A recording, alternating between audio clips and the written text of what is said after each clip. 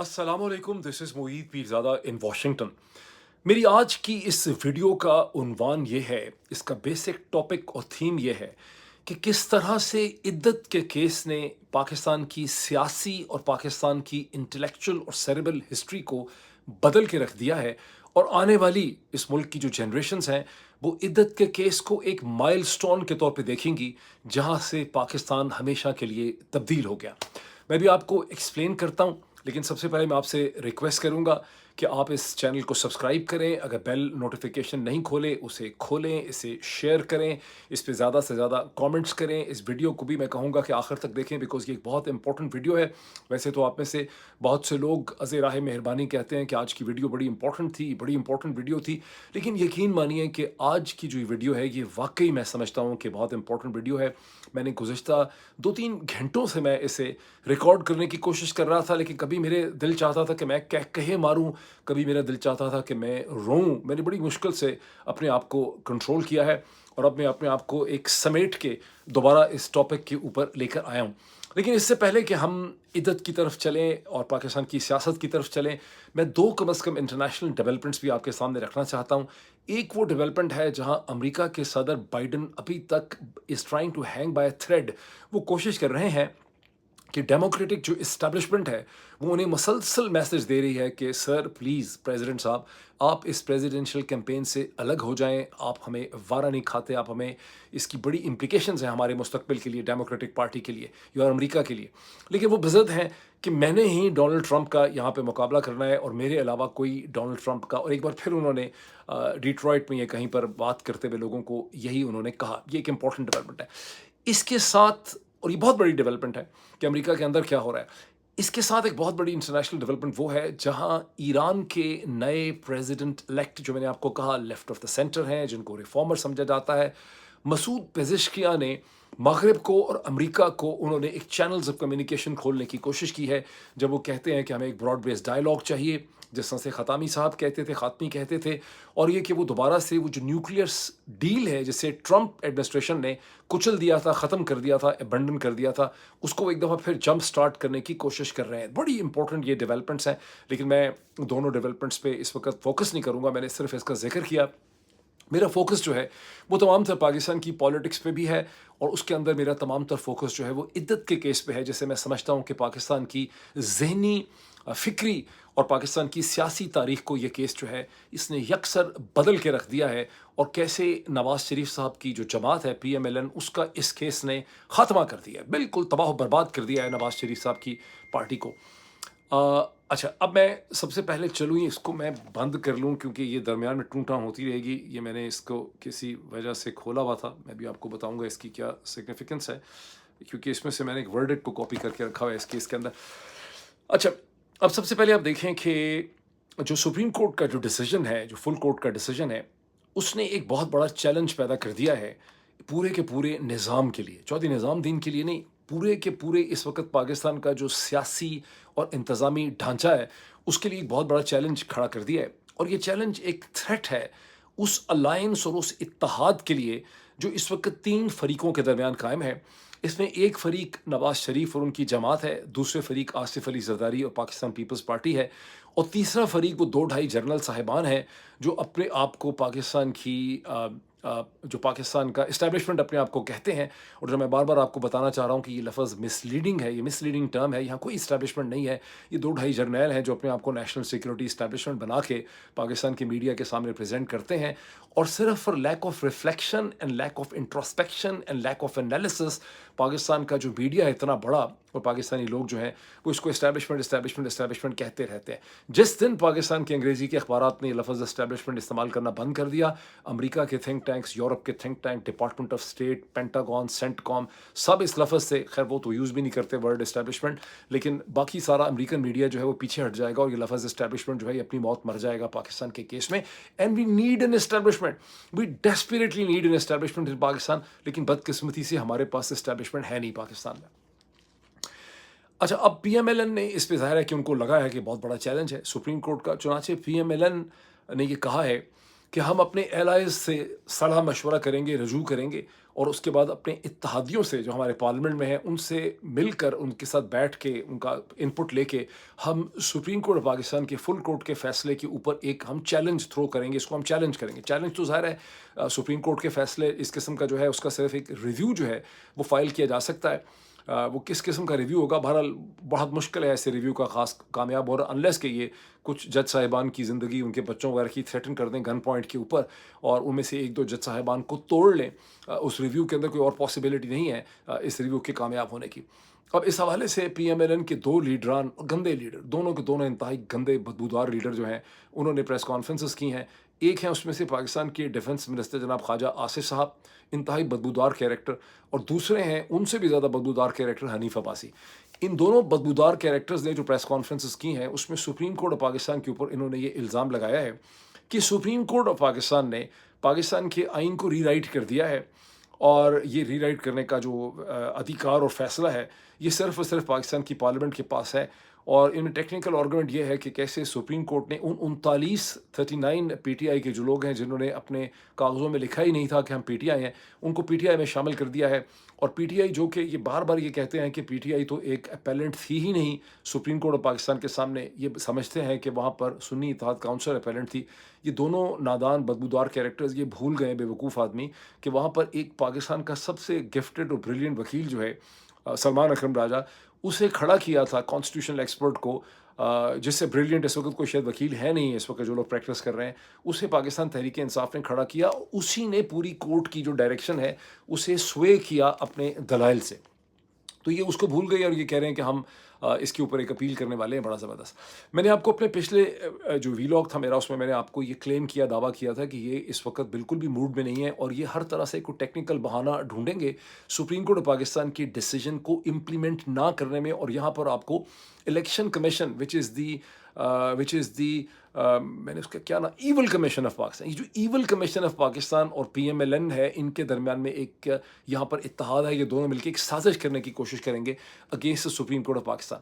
میری سینس کیا ہے، میری سکس سینس یہ کہتی ہے کہ بڑا مشکل ہو جائے گا یہ، اس لیے کہ پورا کا پورا because the dye has been cost, اور یہ جو پورا کا پورا نظام اور ڈھانچہ ہے یہ انریول کر رہا ہے، اس کا آرکیٹیکچر اڑ رہا ہے. وہ جس طرح اگر آپ جیمز بانڈ کی موویز دیکھتے ہو، آپ نے جس میں سے آپ لوگوں نے دیکھی ہوں گی، تو آپ کو یاد ہے کہ اس کے آخری 15-20 منٹ میں وہ جتنا بھی ڈھانچہ کسی نے کھڑا کیا ہوتا ہے، کسی مافیا نے، یہ کرمنل گینگ نے، وہ ڈھانچہ جو ہے نا وہ کولیپس کرنے لگ جاتا ہے. وہاں وہ فزیکل سینس میں دکھاتے ہیں کہ بلڈنگز ٹوٹ رہی ہیں، عمارتیں گر رہی ہیں، وائلنس ہو رہی ہے، سب کچھ ہوتی ہے. وہ آخری 15 منٹ جیمز بانڈ کی مووی کے ہوتے ہیں. تو یہ وہ آخری 15 منٹ جو ہیں یہ پاکستان کے اس نظام کے اس وقت ہیں جو اس کے پرخچے اڑنے والے ہیں، یہ انریول کرنے والا ہے.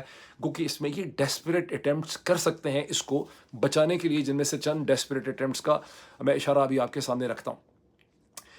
مجھے ایک سلم ہوپ مجھے یہ ہے کہ کچھ جنرل صاحبان بھی سینئر جو ہیں، جو جنرل عاصم منیر کے آگے پیچھے ہیں، وہ بھی ہو سکتا ہے سوچنے پہ مجبور ہو جائیں کہ جنرل عاصم منیر اور ڈی جی آئی جو ہیں وہ ہمیں ایک بند گلی میں لے کر چلے گئے ہیں، اور اس بند گلی میں سے کوئی راستہ نہیں ہے، اور ہمیں یہاں پہ کوئی ایڈجسٹمنٹ کرنی چاہیے، کوئی کمپرومائز کرنا چاہیے. اور ہو سکتا ہے کہ وہ آرمی چیف کو کسی نہ کسی طرح سے ان کو امپریس اپون کرنے کی کوشش کریں کہ سر یہ چیزیں کہیں جا نہیں رہی ہیں، ہم پھنس گئے، ہمیں اس کا کوئی اور حل نکالنا پڑے گا. ہم نے بہت کچھ کر کے دیکھ لیا، ہم کھڑے رہے آپ کے ساتھ، ہم نے سب کچھ کر لیا ہے، لیکن یہ چیزیں کہیں جا نہیں رہی. اور اگر ایسا ہوگا تو that would be the rebirth of a military establishment جو اس اسٹیج کے اوپر ایگزسٹ جو ہے وہ نہیں کرتی.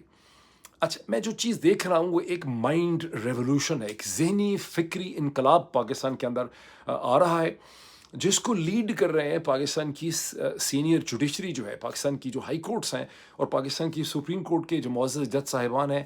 وہ اس فکری اور اس پولیٹیکل ریولوشن کو اس وقت لیڈ کرتے نظر آتے ہیں. اور میں سمجھتا ہوں کہ پاکستان جیسے ملک کے اندر یہی پاکستان کے کانٹیکس میں ایک فرینچ ریولوشن ہے. جیسے کہ میں نے اپنے پچھلے ویلاگ میں کہا کہ پاکستان میں بہت سے لوگ جو ہیں اردو کے کالم پڑھ کے یا اردو کے کالم لکھ کے، اور جنہوں نے فرینچ ریولوشن کی ہسٹری ٹھیک طرح سے پڑھی نہیں ہے، وہ پاکستان میں انتظار کر رہے ہیں کہ کسی طرح سے پاکستان میں ایک فرینچ ریولوشن یا ایرانین ریولوشن جو ہے وہ آ جائے گا.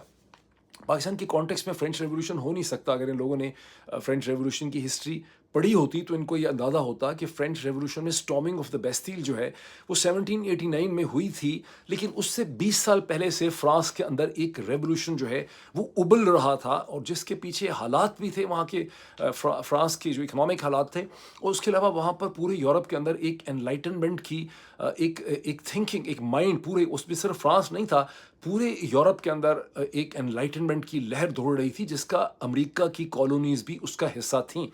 और वो जो सारी इंटेलेक्चुअल डायरेक्शन थी उसने एक्सप्लोड किया फ्रेंच रेवोल्यूशन की शक्ल में। लेकिन जब उसने एक्सप्लोड किया और पहली रिपब्लिक बनी 1792 में, तो वो महज इसे कहते हैं 1804 में जाके वो रिपब्लिक ठुस करके ख़त्म हो गई। और ये जो पहली फ्रेंच रेवोल्यूशन की रिपब्लिक थी, इसने बेतहाशा कत्ले आम किया, हज़ारों लोगों की खोपड़ियाँ उड़ा दी गुलटन करके, मार डाला उनको, बादशाह मलिका सारी नोबिलिटी को ख़त्म कर दिया। लेकिन उसके बावजूद ये 8 + 4 12 साल की जो फ्रेंच रिपब्लिक थी, फर्स्ट फ्रेंच रिपब्लिक जो थी, ये बादशाहत से, मोनार्की से जान ना छुड़ा सकी। और 1804 के अंदर नेपोलियन जो था, जनरल नेपोलियन जो था मिलिट्री ऑफिसर, वो वहाँ का बादशाह और मोनार्क बन गया। और उसके बाद ये बादशाहत, बावजूद उसके कि नेपोलियन की शिकस्त के बावजूद, इस बादशाहत ने कंटिन्यू किया till the founding of the second French republic in 1848। So 1848 से 1852 में सेकंड फ्रेंच रिपब्लिक थी। लेकिन उसके बावजूद उनको ज़हनी तौर पे समझ नहीं आता था कि बादशाहत से आगे हम कैसे जाएंगे। एक इलेक्टेड प्रेसिडेंट नेपोलियन थर्ड जो है, उसने अपने आप को 1852 में बादशाह और मोनार्क डिक्लेयर कर दिया। और फिर थर्ड रिपब्लिक बनी 1870 में, जब नेपोलियन थर्ड को फ्रैंको पर्शियन वॉर के अंदर डिफीट हुई। जर्मन्स ने और पर्शियंस ने आकर, इसे कहते हैं कि पेरिस के ऊपर कब्जा कर लिया। This was the first time the Germans ने पेरिस पे कॉन्कर किया, और सेकंड टाइम उन्होंने 1940 में जाके उस पर कब्जा किया। उसके नतीजे में फाइनली तकरीबन 100 बरस की जो जद्दोजहद है, फिक्री और टर्बुलेंस है, उस 100 बरस की टर्बुलेंस के बाद जाके एक स्टेबल रिपब्लिक बनती है, which is called as the third French republic in history. अब मैं चाहता हूं कि आप लोग मेरी बातों पे ट्रस्ट ना किया करें, मैं गलती भी कर सकता हूं। आप जाएं, आप सबको व्हाट्सएप के ऊपर मेटा एआई दे दिया है। अब आपकी बड़ी मेहरबानी करके व्हाट्सएप वालों ने, मेटा एआई का इस्तेमाल करें। गूगल ने आपको आर्टिफिशियल इंजन दे दिया। अब वो बात नहीं रही कि आपको गूगल पे जाके चीज़ें सर्च करनी है जिसमें आप कीवर्ड्स डालते थे। अब कीवर्ड्स का ज़माना नहीं रहा है, ये अब आपका ज़माना है कि आप अपना हर क्वेश्चन, और मेरा ख्याल है हो सकता है कोई एआई इंजन उर्दू में भी आ गया हो, क्योंकि हिंदी में तो है, तो वहाँ पे जाके पूरा पूरा सवाल लिखें। उसमें लिखें कि हमें मोईद पीरज़ादा ने ये बात बताई है, हमें गलत लग रही है, इसको ज़रा वेरीफाई करें कि बात, आप देखेंगे आपको क्या जवाब वहाँ से मिलेगा। इंग्लिश में लिखें, आपको सारे जवाब वहाँ से मिल जाएंगे। अच्छा, अब पाकिस्तान के केस में क्यों पाकिस्तान अफोर्ड नहीं करता फ्रेंच रेवोल्यूशन की तरह की टर्बुलेंस की, जिसकी उम्मीद में हज़ारों सैकड़ों लोग जो हैं, हर वक्त मैं सुनता रहता हूँ, लोग ये बातें करते रहते हैं out of frustration, out of desperation. इसलिए कि जब 1789 में फ्रांस का जो रेवोल्यूशन सो कॉल्ड बेस्टील की स्टॉर्मिंग से शुरू होता है, उससे पीछे तकरीबन 1000 बरस से एक French nation in a process of evolution है। इसके ऊपर आर्नोल्ड टॉइनबी, जो दुनिया की जिनकी हिस्ट्री ऑफ सिविलाइजेशन है, उन्होंने किताब लिखी, बरतानी हिस्टोरियन और फिलोसोफर थे, वो एक्सप्लेन करते हैं कि कैसे फ्रांस जो है वो सबसे ज़्यादा जो इम्पोर्टेंट नेशन है, जिसने यूरोप को डिफाइन किया है, उसको उसके खदोखाल दिए हैं, वो फ्रेंच नेशन है। और वो from the Roman province of Gaul, starting from the second, third century of the Christian era, France में एक नेशन जो है वो अपने आप को डिफाइन कर रही है through language, through history, through cuisine, through culture and architecture and different तरीक़ों से।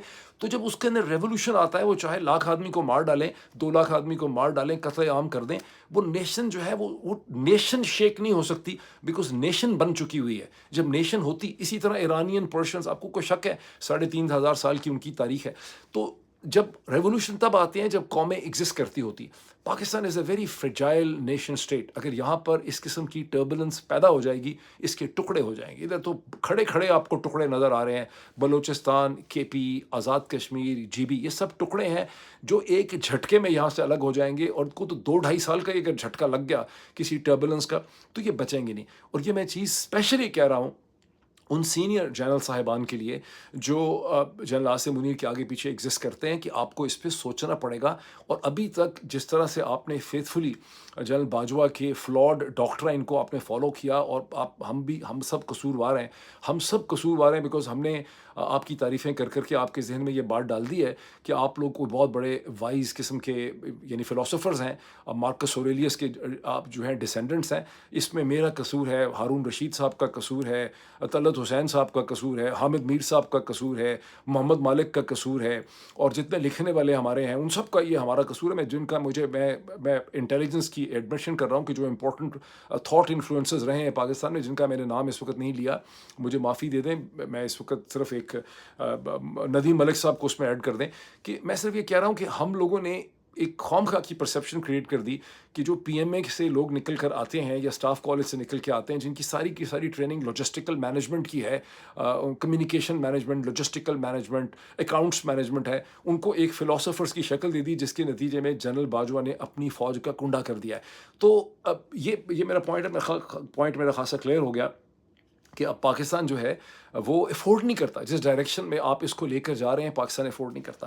It is in this context کہ میں سمجھتا ہوں کہ جو پاکستان کی سینئر سپیریئر جوڈیشری جو ہے، اسٹارٹنگ فرام اسلام آباد ہائی کورٹ نے انفیکٹ کیا لاہور ہائی کورٹ کو، لاہور ہائی کورٹ نے انفیکٹ کیا ڈسٹرکٹ اینڈ سیشن ججز کو اور اے ٹی سی کے ججز میں، جس میں آپ محمد عباس کو دیکھتے ہیں، سرگودا کے اینٹی ٹیرر کے کورٹ کے جو جج صاحبان ہیں.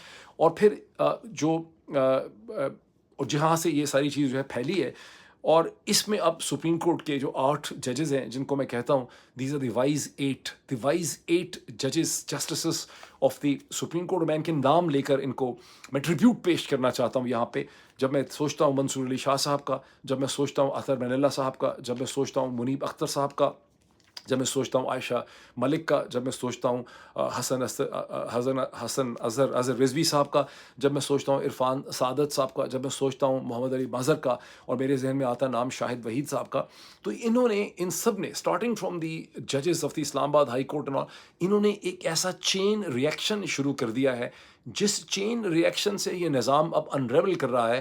اور نواز شریف اور 2-2.5 جرنیل اور پیپلز پارٹی کے درمیان میں جو الائنس اور اتحاد ہے، یہ اس نے الٹیمیٹلی انریول ہونا ہے. And that would be something, the Pakistan کا فرینچ ریولوشن جو ہے وہ یہی ہوگا. اب آ جائیں اس میں ایک اور نام ایڈ کر دیں. آج اس میں نام ایڈ کریں بہت ہی ان لائکلی، جس میں سے آپ میں سے بہت سے لوگوں کو بڑا غصہ چڑھے گا. اس میں نام ایڈ کر دیں افضل مجوکا کا. اس کا جو ورڈکٹ ہے نا ڈسٹرکٹ اینڈ سیشن جج کا، جس نے عدت پہ فیصلہ لکھا ہے، اس کی چند لائنیں اور ایکسٹریکٹ، ڈیسیجن بہت لمبا ہے لیکن اس کا ایکسٹریکٹ میں نے کاپی کر کے اپنے دوسرے یہ فون میں رکھا ہے، اور میں ابھی آپ کو یہاں سے یہ پڑھ کے سناتا ہوں. اس کے پوائنٹس بھی میں آپ کو دوں گا اردو میں، اور انگلش کا میں ڈیسیجن بھی آپ کو پڑھ کے سناؤں گا. And it's a milestone decision in the history of Pakistan. اچھا، اب سب سے پہلے آپ یہ دیکھیں کہ ہوا کیا. جب ورڈکٹ ہوا عدت کا، یہ تو آپ سن چکے ہوں گے، تو بشرا بی بی کو اور عمران خان کو دوبارہ گرفتار کر لیا گیا ایک ایسے چوتیا کیس کے اندر جس کی ڈیٹیلز بھی ہمیں نہیں پتہ.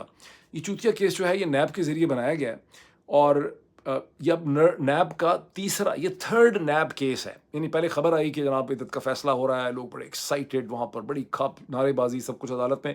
پھر پتہ چلا کہ اب نیب کی ایک ٹیم جو ہے وہ روانہ ہو چکی ہے، پہنچ رہی ہے عمران خان اور بشرا بی بی کو دوبارہ گرفتار کرنے کے لیے. اسے کہتے ہیں ہائٹ آف ڈیسپریشن اور ہائٹ آف فرسٹریشن. یہ ہائٹ آف ڈیسپریشن ایک پرانے زمانے میں ایک گندا قسم کا جوک ہوا کرتا تھا. جوک تو میں آپ کو نہیں سنانے والا، بیکاز آپ میں سے کم از کم 50-60% لوگوں کو یاد ہوگا، جس میں ہوتا تھا height of in employment, height of desperation, height of frustration, height of this بلا بلا. وہ انگریزی کا ایک جوک تھا. اس میں ہائٹ آف بورڈم یہ تھی کہ آپ ایک پینٹڈ دیوار کے سامنے بیٹھے ہوئے پینٹ کو دیکھ رہے ہیں کہ پینٹ خشک کس طرح سے ہوتا ہے، آپ چلے نہیں گئے وہاں سے، وہاں بیٹھ گئے. اسی طرح اس میں ایک ہائٹ آف ان امپلائمنٹ ہوتی تھی، ایک اس کے اندر ہائٹ آف لیزینس بھی تھی. یاد کریں اس میں ایک ہائٹ آف لیزینس ہوا کرتی تھی. وہ ہائٹ آف لیزینس کیا ہوتی؟ یہ ہائٹ آف ڈیسپریشن ہے کہ عدت آپ نے پہلے ایک کیس بنایا توشہ خانے میں، دوسرا بنایا آپ نے، اب آپ ایک چیز کے اندر سے کتنا جوس آپ نکالیں گے لیموں کا. دس از واٹ آئی سے کہ یہ پورا نظام جو ہے یہ انریول ہو رہا ہے. ان کے پاس اب کوئی آئیڈیا نہیں بچا، ان کے پاس کوئی چیز بچی نہیں ہے.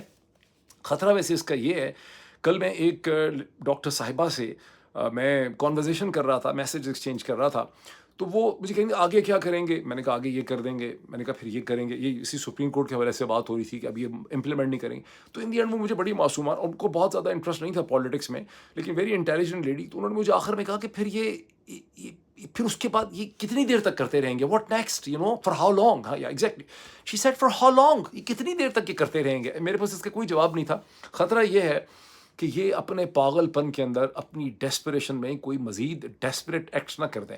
ایک ڈیسپریٹ ایکٹ ہو سکتا ہے عمران خان کو نقصان پہنچانے کا، دوسرا ڈیسپریٹ ایکٹ ہو سکتا ہے مارشل لا کا. اب مارشل لا کا جو ڈیسپریٹ ایکٹ ہے، یہ دونوں چیزیں میں آپ کے سامنے رکھ رہا ہوں. مارشل لا کا جو ڈیسپریٹ ایکٹ ہے نا، یہ اس لیے نہیں چل سکتا کیونکہ what they don't realize, general Bajwa کے جانشین جس چیز کو انڈرسٹینڈ نہیں کرتے، اور اسی لیے میں کہتا ہوں کہ there are limitations in P M A staff college in N D U thinking. وہ یہ ہے کہ یہ جو پورا کا پورا ماڈل تھا مارشل آرٹس کا اور مارشل آرٹس کے ذریعے پالیٹکس کو کنٹرول کرنے کا، یہ دو بھائی ہیں امریکن پالیٹکس کے، بہت امپورٹنٹ کیریکٹر ہیں انفیکٹ ویسٹرن ورلڈ کے. ایک ہیں جناب جان فاسٹر ڈلس، اور دوسرے ان کے بھائی ہیں ایلن فاسٹر ڈلس. ٹھیک، یہ ڈلس برادرز جو ہیں، جس کے اوپر ایک کتاب بھی ہے بڑی مشہور، the brothers, you know, American history کی، یہ 1950s میں آئزن ہار ایڈمنسٹریشن کا حصہ تھے. جان فاسٹر ڈلس جو ہیں وہ سیکرٹری آف اسٹیٹ تھے، اور ان کے بھائی ایلن فاسٹر ڈلس جو ہیں یہ CIA کے ڈائریکٹر تھے. ٹوگیدر یہ along with certain other people نے ایک بیسکلی ٹول انوینٹ کیا پولیٹیکل، کہ آپ یہ تھرڈ ورلڈ کی کنٹریز میں، فار ایسٹ کے اندر، انڈونیشیا وغیرہ کے اندر، اور تھائی لینڈ میں، اور پاکستان جیسے ملکوں کے اندر، خاص کر کے مڈل ایسٹ میں، ڈفرینٹ جگہوں پہ انہوں نے اس کو استعمال، خاص کر سب سے زیادہ امپورٹنٹ تھا لیٹن امریکہ، کہ آپ ملٹری کو ایز این انسٹرومنٹ یوز کریں سوشلسٹ اینڈ مارکسسٹ چینج کے راستے میں. جب 1990s میں، اور یہ انہوں نے اس کو بڑی سکسیزفل یوز کیا for the next 40 years. 1990s میں جب کمیونزم کا ایز این آئیڈیا مارکسزم کا کولیپس ہو گیا، اور اس وقت آپ دیکھ رہے ہیں کہ دونوں بڑی جو فارمر مارکسسٹ کمیونسٹ اسٹیٹس ہیں، رشیا اور چائنا، وہ دونوں نیشنلسٹ ہو چکی ہیں. رشینز بھی کیپٹلزم کے اندر ہیں، چائنیز بھی کیپٹلزم کے اندر ہیں، وہ نیشنلسٹ اسٹیٹ بن چکی ہیں. تو جو ملٹری انسٹرومنٹ تھا مارشل لا کا، اس کی افادیت اور اہمیت جو ہے وہ ختم ہو گئی. اس کے بعد صرف ایک مارشل لا ایسا ہے جسے ویسٹ نے سپورٹ کیا، اور وہ ہے ایجپٹ کی ملٹری انٹرونشن. اس کی وجہ یہ تھی کہ مسلم بردرہڈ کا جو ذہنی انقلاب اور پولیٹیکل ریولوشن تھا، also being tacitly supported by Iran, وہ اسرائیل کے لیے ایگزسٹینشیل تھریٹ تھا. اسرائیل کو بچانے کے لیے اسرائیل، سعودی عرب اور امریکہ اور یورپ نے آ کے اس کو سینکشن کیا جو ملٹری چینج آئی ہے. مجھے نہیں لگتا، میری سینس یہ ہے کہ پاکستان کے اندر اس قسم کے سٹیکس نہیں ہیں کہ یورپ اور امریکہ اور برطانیہ جو ہے وہ پاکستان میں ایک مارشل لا کو ویلکم کریں گے. لیکن یہ بلنڈر کر سکتے ہیں، اور لیکن اگر بلنڈر کریں گے تو پھنس جائیں گے. اس کے آگے ان کے لیے بلنڈر کے ڈیفینیٹلی کر سکتے ہیں، روک کوئی نہیں سکتا، لیکن اگر بلنڈر کریں گے تو آگے جا کے پھنسیں گے اس بلنڈر کے اندر.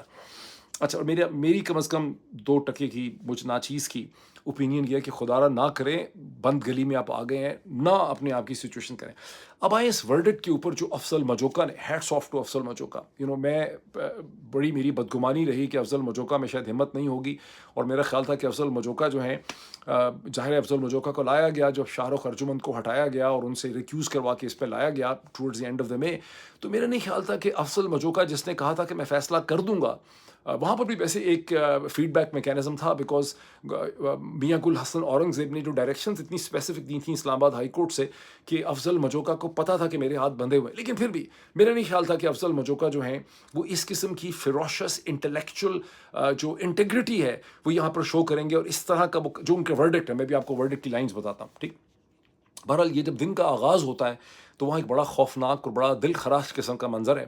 وہ دل خراش منظر ہے کہ وہ جو بیچارہ خاور مانیکا ہے، جس سے پوری پاکستانی قوم نفرت کرنے لگ گئی ہے، اور جس کی مجبوریوں کا ہمیں احساس نہیں ہے، اس کو وہاں پہ پیریڈ کیا جاتا ہے ایک یعنی سمجھے کہ پھنسے ہوئے آدمی کے طور پہ اس مجبور آدمی کو وہاں لایا جاتا ہے، جو 2 پٹیشنز اور اپلیکیشنز وہاں پہ ڈالتا ہے جج افضل، ڈسٹرکٹ اینڈ سیشن جج افضل مجوکا کے سامنے. ایک پٹیشن، اندازہ لگائیں کہ کیا پٹیشن وہ لے کر آتا ہے، اندازہ لگائیں، ذرا سوچیں اپنی جتنی آپ اپنے آپ کو آپ میں سے، چونکہ میجورٹی تو 80% سے زیادہ تو اس چینل کو جو لوگ دیکھتے ہیں وہ آدمی ہیں، اپنے آپ کو ایک خاوند، ایک پاکستانی ساؤتھ ایشین ہسبینڈ، خاوند اور شوہر کے رول میں لے جائیں، ایک آدمی بن جائیں، ایک بھائی بن جائیں، ایک باپ بن جائیں پاکستانی. افضل مجوکا کے سامنے خاور مانیکا یہ پٹیشن یا اپلیکیشن لے کر آتا ہے کہ میری بیوی کا میڈیکل ایگزامینیشن کریں، یہ چیک کرنے کے لیے کہ اس ایج میں، اس عمر میں بشرا بی بی جو ہے اس کو ماہواری اور پیریڈ اور مینسٹریشن آتی ہے کہ نہیں آتی. یہ اپلیکیشن اس سے ڈلوائی جاتی ہے. خاور مانیکا کو ظاہر ہے ہمیں نظر نہیں آ رہا، انہوں نے کن پٹی پہ اس کے پستول رکھا ہوا ہے، اور چونکہ جو آدمی ہوتا ہے، ایشین آدمی ہے، دنیا میں کہیں پہ اس کو اپنا میل ایشو بہت زیادہ عزیز ہوتا ہے. انہوں نے خاور مانیکا کو اور اس کے بیٹے کو किसी चीज़ में टारगेट किया हुआ है, उसको एक एग्जिस्टेंशियल थ्रेट में डाला हुआ है, उसको एक खौफ में डाला हुआ है, वरना मैं नहीं इमेजिन कर सकता कि कोई आदमी इतनी अपनी तजलील कर सकता है जितनी तजलील इन्होंने खैबर मानिका से कराई। एक लिमिट होती है, एक हद होती है। दूसरी पिटिशन उससे इन्होंने डलवाई कि एप्लीकेशन ये थी कि मजहबी स्कॉलर्स को इन्वॉल्व किया जाए इस केस के अंदर से, ताकि वो इद्दत के पीरियड की डिटर्मिनेशन कर सकें कि इद्दत का पीरियड कितना होना चाहिए। उसकी वजह यह है कि शरीयत कोर्ट के डिसीजन को सलमान अकरम राजा ने बारहा इस अदालत के सामने, पिछली अदालत के सामने, शारख अर्जुमन के सामने उन्होंने कोर्ट किया, जिसमें सलमान अकरम राजा ने कहा कि किस तरह से 1992 का जो शरीयत कोर्ट बेंच सुप्रीम कोर्ट की है उसने 39 डेज़ मुकर्रर किए हुए हैं इद्दत के, उसको चैलेंज करने की यहाँ कोशिश की गई। अफसल मजोका ने दोनों पिटिशन्स और दोनों एप्लीकेशंस को रद्द कर दिया। उसने कहा इसका वक्त नहीं है, मैं फैसला लिख चुका हूँ, और उसके थोड़ी देर के बाद उन्होंने फैसला अनाउंस कर दिया। जब शाहरुख अर्जुमन से 23 मई को फैसला रुकवा दिया गया था और जब 29 मई तक डाल दिया गया था, मैंने उसी वक्त कह दिया था, आपको याद होगा कि ये मामला दाल में कुछ काला है, लेकिन यहाँ अफसल मजोका ने चटाचट 3 बजे ये फैसला जो है दोपहर को सुना दिया। सलमान अकरम राजा भी उनके सामने पेश हुए। उन्होंने शरीयत कोर्ट के 1992 के फैसले को कोर्ट भी किया और उन्होंने कहा कि देखें, इस निकाह के अंदर, इस शादी में, इमरान और बुशरा की जो शादी है, इसमें कोई फ्रॉड नहीं हुआ। इस शादी में कोई नुक्स हो सकता है, इसमें कोई डिफेक्ट हो सकता है, लेकिन इसमें कोई फ्रॉड नहीं है। ये शादी है, ये निकाह है इस्लाम की निगाह में। अच्छा, डॉन के 2 रिपोर्टर्स की मैं बड़ी तारीफ़ करना चाहता हूँ। मैंने जो कुछ आज पब्लिश हुआ सारा मैंने पढ़ा। मैं कई घंटों, आप कह लें 6, 7, 8 घंटों से मैं सारी सिचुएशन को देख रहा था। मैंने सबको सुन भी लिया जो लोगों ने इसमें वीलॉग किए हैं। जिस खूबसूरती से डॉन के 2 correspondents Umar Mehtab and Tahir Naseem, hats off to them, क्योंकि जिस तरह से वर्ड्स के ज़रिए उन्होंने इस पूरे ड्रामे को कोर्ट के अंदर जो है उसको उन्होंने री इनैक्ट किया, उन्होंने इसको रिकन्स्ट्रक्ट किया, उन्होंने इसको पीस टुगेदर किया, एक पूरी पिक्चर फिल्म की आपके सामने आ जाती है। So hats off to Umar Mehtab and Tahir Naseem. और जिस इखलाकी जुर्रत का आपने मुजाहरा किया, मेरी बड़ी दुआ है कि डॉन की जो एडिटोरियल टीम है वो भी इसी किस्म की मॉरल करेज उनके अंदर पैदा हो सके। और मैंने देखा है कि ट्रिब्यून की जो एडिटोरियल टीम है उसमें ज़्यादा मॉरल करेज है। पता नहीं क्या वजह है कि डॉन की टीम जो है उसके अंदर मॉरल करेज नहीं, हालांकि कॉरेस्पॉन्डेंट डॉन के जो हैं वो ज़्यादा सुपीरियर और ज़्यादा एक्सपीरियंसड हैं as compared to the Express Tribune. Verdict है क्या, मैं आपको 3-4 पॉइंट्स इसके बताता हूँ, फिर मैं इसका वर्डिक्ट का एक पैराग्राफ आपके सामने पढ़ के रखता हूँ। देखिए, वर्डिक्ट ये है कि अपेलेंट्स दोनों जो हैं, इमरान और बुशरा, उनकी मैरिज को तो कंप्लेनेंट खुद इसे कहते हैं वेरीफाई कर रहा है। कंप्लेनेंट तो खुद कहता है कि इन्होंने निकाह कर लिया, इन्होंने शादी कर दी। कंप्लेनेंट तो इसको डाउट में लाता ही नहीं है कि इन्होंने शादी की हुई है, इन्होंने निकाह किया हुआ है। दूसरी बात यह है कि मैरिज के अंदर उन्होंने एग्री किया सलमान अकरम राजा से, अफसल मजोका ने, कि मैरिज में नुक्स हो सकता है, उसमें डिफेक्ट हो सकती है, ऐसी मैरिज इरेगुलर हो सकती है, लेकिन ये वॉइड अब इनोशियो नहीं है। ऐसी मैरिज का और निकाह का ये मतलब नहीं है कि निकाह ख़त्म हो गया, शादी ख़त्म हो गई।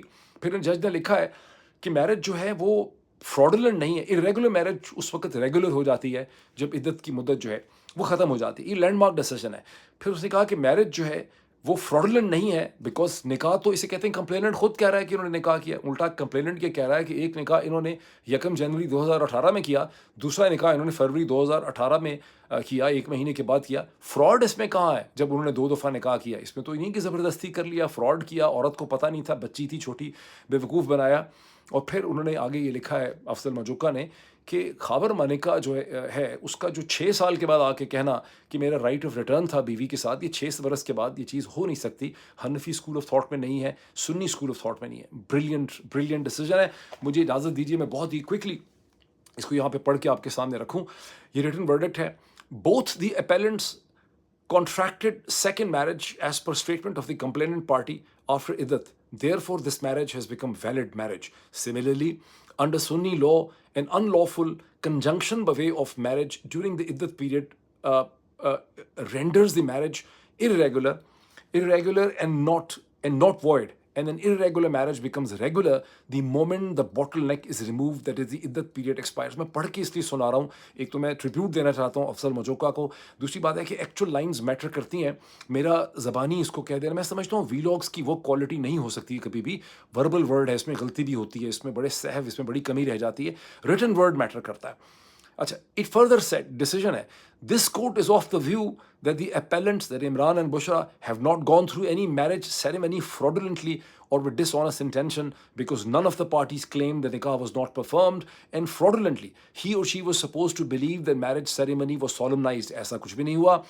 In the instant case, it is a case of complainant that on January 1st, 2018, nikah of the appellants was performed, and then in second nikah was performed in February 2018 in this way. By no stretch of imagination, किसी भी तरह से आप ये नहीं कह सकते it was a marriage with dishonest or fraudulent intention. फिर जज साहब लिखते हैं, the order said, it was also surprising that Manika remained passive for 6 years to pursue his right of return, adding that the period for it had already expired by the time the complaint was filed. It concluded that he had failed to prove his case. हम में से बहुत से लोग ऐसे होंगे जिनको school में किसी लड़की से मोहब्बत रही हो, मुझे कम से कम एक दो से ज़रूर थी, हर साल डिफरेंट से हो जाती थी मोहब्बत, इश्क होता था, मैं चला जाऊँ 30-40 साल के बाद उसको कहूँ कि भाई मेरी तेरे से बड़ी मोहब्बत थी, उसकी शादी हो गई हो, 4 बच्चे हो गए हों, मतलब this is what Khawar Maneka's cases. अच्छा, एनीवे, मैं आपको देखें, ये एक ऐसा माइलस्टोन डिसीजन है, यानी नॉट द डिसीजन ओनली, ये जो इद्दत का केस हमारे अक्लमंद लोगों ने, भाई लोगों ने और PMLN के लीडरों ने ये सोचा, इनकी जो जहन की सोच थी,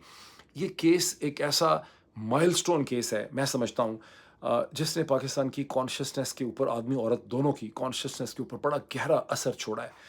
और इसने एक्सपोज कर दिया है नवाज शरीफ ख़ानदान और PMLN की जो कलेक्टिव थिंकिंग है ना औरत के हवाले से, पाकिस्तानी औरत, ये किस तरह से ये मिसोजिनिस्ट हैं, पेट्रियार्कल हैं, ये कदीम हैं, ये एक प्रिमिटिव माइंडसेट रखते हैं. और जिस तरह के ये लोग हैं, ख्वाजा आसिफ की बातें याद करें जो कुछ ये कहते रहते हैं, या हनीफ अब्बासी की बातें याद करें, राना सनाउल्लाह साहब किस तरह की बातें करते रहते हैं, इनका जो माइंडसेट है ना, सारा का सारा मेडिवल माइंडसेट जो है मिडिल एजेस का, वो इस केस ने एक्सपोज कर दिया.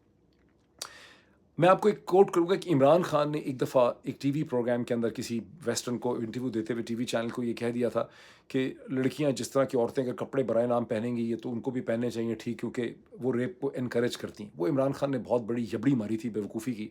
इसको बाद में एक ज़माने में जुगनू मोहसन साहिबा ने बड़ा डिस्कस किया सलमान अकरम राजा साहब के साथ. तो मुझे बड़ा अफसोस है कि सलमान अकरम राजा वहाँ पर उसको, सलमान अकरम जैसा ब्रिलियंट आदमी भी उसको ठीक तरह से डिफेंड ना कर सका, एक्सप्लेन ना कर सका. और मुझे अगर अल्लाह ने मौका दिया और कभी ऐसा मौका आया तो मैं इमरान खान से आपके सामने इसकी एक्सप्लेनेशन दिलवाऊंगा कि कैसे इमरान खान खुद मानेंगे आपके सामने कि मुझसे गलती हो गई. Imran Khan could not understand the concept of rape over here. Rape का ताल्लुक सेक्स से नहीं है.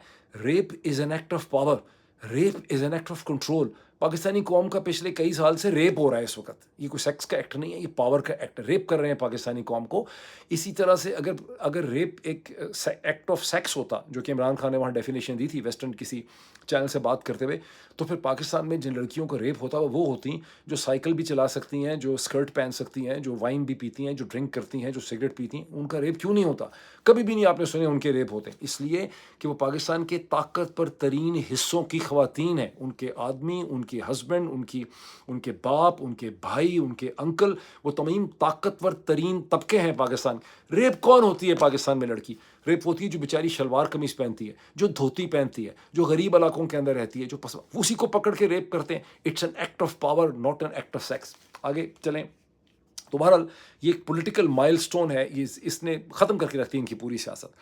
अब मैं आपको 2 एग्जाम्पल देता हूँ. एक रोज़ा पाक का आपने नाम सुना होगा, कैसे मुख्तलिफ इंस्टेंसेस जो हैं वो सियासत को और तारीख़ को तब्दील कर देते हैं. रोज़ा पाक एक ऐसी औरत थी जिसने 1955 में अमेरिका की एक स्टेट के अंदर अपनी बस की सीट खाली करने से इनकार कर दिया था, जिसके नतीजे में सिविल राइट मूवमेंट पैदा हुई और अमेरिकन सुप्रीम कोर्ट को इंटरवीन करके सदर्न स्टेट्स के अंदर जो सेग्रीगेशन थी काले और सफ़ेद की बसों के अंदर, उसे ख़त्म करना पड़ा. दूसरा 1973 के अंदर एक खातून थी जिसका नाम था नॉर्मा मैककॉर्वी, जिसके नाम से मशहूर है, जिसका फेक नेम था जेन रो. वो जो रो वर्सेस वेड का फैसला था, उसने अमेरिका की सियासत को एबॉर्शन के हुआ है. ये हालांकि ये जो मैककॉर्वी थी, इसके बहुत से रिलेशनशिप थे, ये बार बार प्रेग्नेंट हो जाती थी, लेकिन एक ऐसा मोमेंट था जिसमें उसने राइट ऑफ एबॉर्शन मांगा और उसके बाद अमेरिका की सियासी तारीख हमेशा के लिए बदल गई. अभी तक वो झगड़ा जो है 50 बरस के बाद चल रहा है. क्या होगा पाकिस्तान में नेक्स्ट, मैं भी आपको एक प्रेडिक्शन देना चाहता हूँ, इसलिए मैंने कहा था आखिर तक देखिए. ये इसका बड़ा ख़तरा है कि ये कोई डेस्परेट एक्ट्स करेंगे between now and the next 15-20 days. Desperate acts किए जाएंगे पाकिस्तान के अंदर, लेकिन सिस्टम अनरेवल कर रहा है. ये अब स्टिच टुगेदर नहीं हो सकता, इसको अब बचाया नहीं जा सकता. ये कुछ भी कर लें, ये इसको स्टिच टुगेदर नहीं कर सकते, क्योंकि میری سینس یہ ہے کہ پاکستان پیپلز پارٹی اور پاکستان کے جرنیل ایک سائڈ پہ جی ایچ کیو میں بہت سے جنرل سوچیں گے کہ ہم بند گلی میں، دوسری طرف سے آصف علی زرداری پیپلز پارٹی سوچیں گے کہ یار یہ جو ہے نا یہ کہانی کہیں جا نہیں رہی، اور یہ جو پی ایم ایل این کہتی ہے کہ ہم سپریم کورٹ کے فیصلے کو چیلنج کریں گے منڈے کے بعد، مجھے ادھر بھی شک ہے کہ شاید پاکستان پیپلز پارٹی اس راستے پہ ان کے ساتھ سپریم کورٹ کے خلاف نہ جانا چاہے. ابھی اتنا ہی، پھر آپ لوگوں سے ملاقات ہوتی ہے. Thank you.